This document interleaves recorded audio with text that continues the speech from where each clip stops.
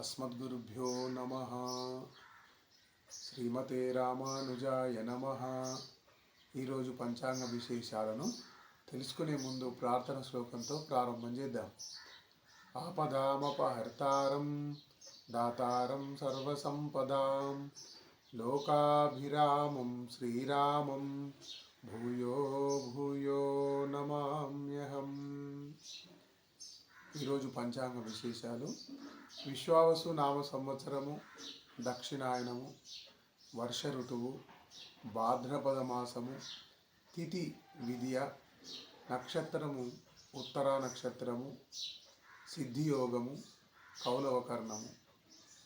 ఈరోజు విసర్జిత కాలము 12:30 నుంచి 2:30 వరకు వార దుర్ముహూర్తంగా మనం తీసుకొని ఆ సమయాన్ని వదిలేసి మిగతా సమయంలో ఏవైనా పనులుంటే చేసుకోవచ్చు.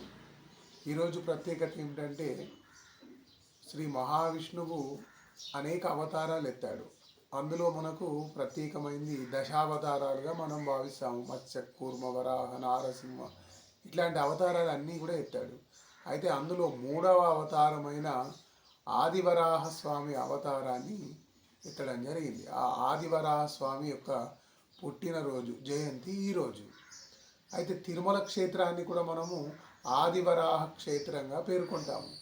మొట్టమొదలు మనం తిరుపతికి వెళ్ళగానే ఎవరిని దర్శనం చేసుకుంటాము? వరాహస్వామి దర్శనం చేసుకుంటాము. వరాహస్వామి దర్శనం లేకుండా తిరుమల శ్రీవారిని దర్శించుకుంటే అది పుణ్యప్రదం కాదు, అది ఫలితాన్ని ఇవ్వదు.